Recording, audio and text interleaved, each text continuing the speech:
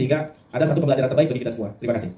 Baik, sebagai senator Aceh yang hari ini 5 tahun saya di Komite 1. Komite 1 itu membidangi politik, pemerintahan dan hukum dan HAM juga. Jadi mitra kerja kita salah satu adalah Menteri Hukum dan HAM, di mana kita mendorong bagaimana pemerintah itu jauh lebih serius dalam hal penanganan hak asasi manusia dan juga penanganan hukum yang ada di daerah. Salah satunya adalah bagaimana memperkuat posisi KKR itu sendiri. Dan saya ingin sampaikan bahwa 14 tahun proses perdamaian di Aceh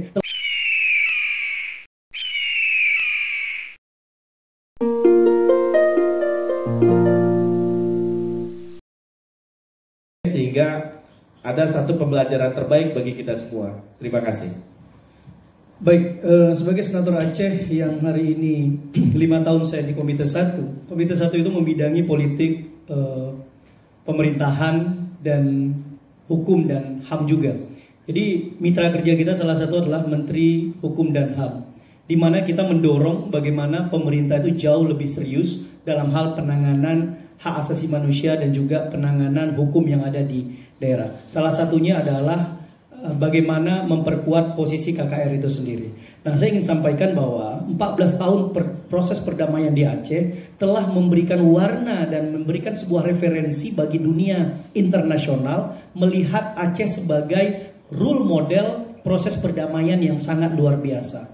Perdamaian di Aceh hari ini diduplikasi, mohon maaf istilahnya, dan menjadi role model bagi teman-teman di Patani, Thailand. Perdamaian di Aceh 14 tahun dijadikan role model bagi teman-teman yang ada di Filipina, teman-teman yang ada di Maroko juga yang hari ini mengalami konflik Western Sahara, itu juga mengambil referensi dan mengundang beberapa orang-orang Aceh untuk berbicara di United Nations, termasuk saya pernah jadi petitioner di United Nations baik di Geneva maupun di New York, Amerika Serikat, itu untuk memaparkan bagaimana proses perdamaian yang ada di Aceh. Ini menunjukkan bahwa pemerintah Indonesia telah berhasil membuat sebuah perdamaian yang ada di Aceh dan menjadi referensi dunia hari ini. Nah, selanjutnya kita berpikir kenapa KKR Aceh masih dirasakan itu kekhawatiran atau keraguan oleh pemerintah pusat untuk memperkuat KKR Aceh.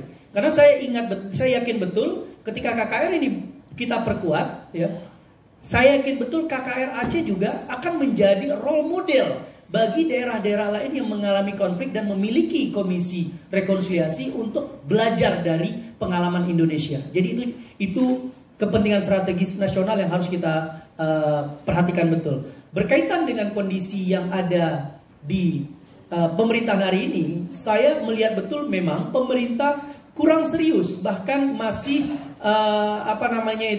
masih ketakutan sekali dengan munculnya KKR ini.